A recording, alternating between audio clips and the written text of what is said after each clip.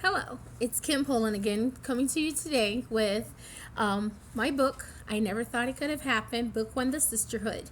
So last time I talked to you about chapter 1. So today I'm going to read chapter 2 to you and discuss a little bit about chapter 2.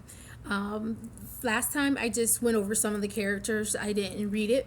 So this time I want to do something a little bit different, and I want to just read chapter 2. It's a very quick chapter. It's a very quick read, and so I think I just want to do that for you, for my fans. Just go over chapter 2, read it for you, and please feel free to just answer any questions that you may have, any comments.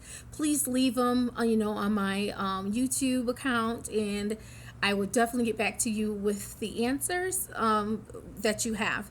So let's get down to it. Okay, so chapter 2, it says the South. So living in Memphis with Big Mama made me appreciate the little things.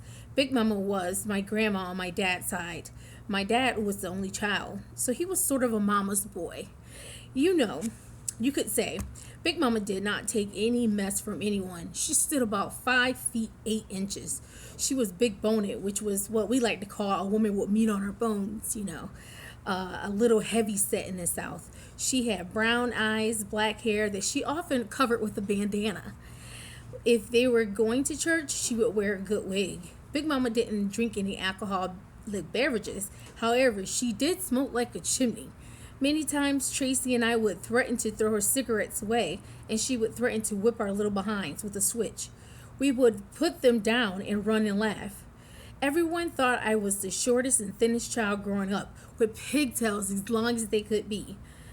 I was the shyest and most timid of my siblings. I did what I was told, for the most part, so I wouldn't get in any trouble with my parents. If any trouble arose in the neighborhood, it would often be my sister, Tracy, who would step in and save the day. Tracy was a little taller than me and had a much more hostile disposition. She was ready to scrap at the drop of a dime. Some said she got it honest from Big Mama. However, Tracy also had a sensitive and kind side. She was always there for me no matter what. Through thick and thin, we had a true bond. Tracy pigtails was long as mine, and she was just as thin. At times, people could not tell us apart. The only way they distinguished us was by height. Our family, the Wright family, was down south in Memphis for our yearly family vacation when Tracy and I asked our parents if we could reside with Big Mama. And for a while, because we had liked it so much, to everyone's amazement, they agreed. Big Mama enrolled us in the town's elementary school in Rixonville. All the children in Rixonville and the surrounding area went to the elementary school, which grades from kindergarten to 12th grade were taught. Later, another school would be built down the street, and the old school would be closed down. Schools in Memphis were much different than schools in Maryland. In Memphis, they believe in capital punishment of some sorts. If you forgot your homework, you would get paddled. If you got in a fight, you would get paddled. If you stole something, you would get paddled. If you misbehave in any way, you would get paddled. The paddling was done by teachers and by principals. It was done with paddlings that varied in size. Some were 12 to 16 inches long and 2 to 3 inches thick. Order was enforced through pain. Tracy and I always tried to do the right thing so we could avoid the wrath of the paddle. On one sunny day, I was sitting in Miss Nelson's class when, lo and behold, the teacher left the room, and I, of all people, got into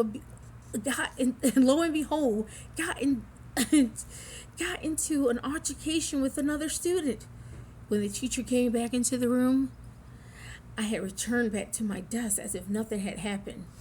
Leave it up to little Miss Lucy Stamper to open her big mouth and say, "Miss Nelson, they were fighting."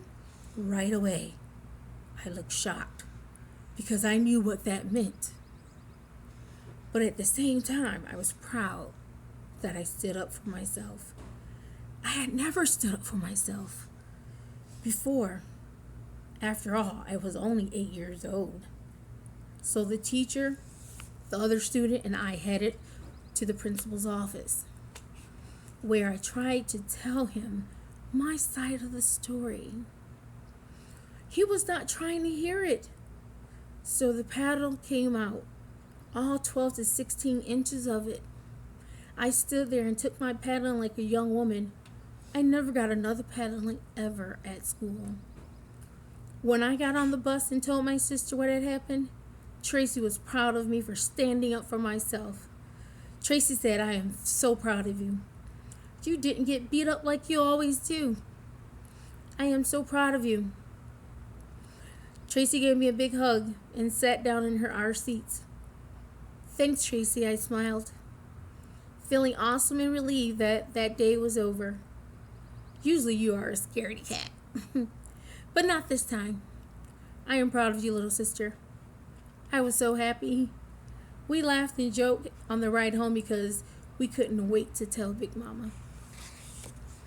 So that's chapter 2. So we just like to thank my readers for just for listening.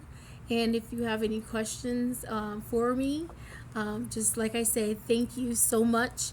Just leave them on YouTube, my YouTube account, and I will be more than happy to get those questions back to you. Once again, that was I Never Thought It Could Happen. Book 1, The Sisterhood. That was chapter 2, The South, and it was discussing how Madison and Tracy, and mostly how Madison actually stood up for herself in school. Even though she got a paddling, she stood up for herself in school, and how Tracy and was very happy for her for standing up for herself in school. So you guys keep on reading the book. There's more action to come, and I can surprise you with some action that's coming up in the second novel that I'm reading right now. So I'm looking to get a newsletter out to all of my fans, so just keep an eye out for that. And I thank you very much. Thank you for all your support. God is awesome. He's doing amazing things in my life, and I couldn't do it without the support of my fans. So I just want to say thank you once again, and keep reading. Send your comments. Don't be shy, and purchase this for someone for their birthday, anniversaries, whatever it may be. Just go ahead and purchase it. And once again, I would like to say thank you very much for all your support. Thank you, and you have a blessed and awesome day. Thank you.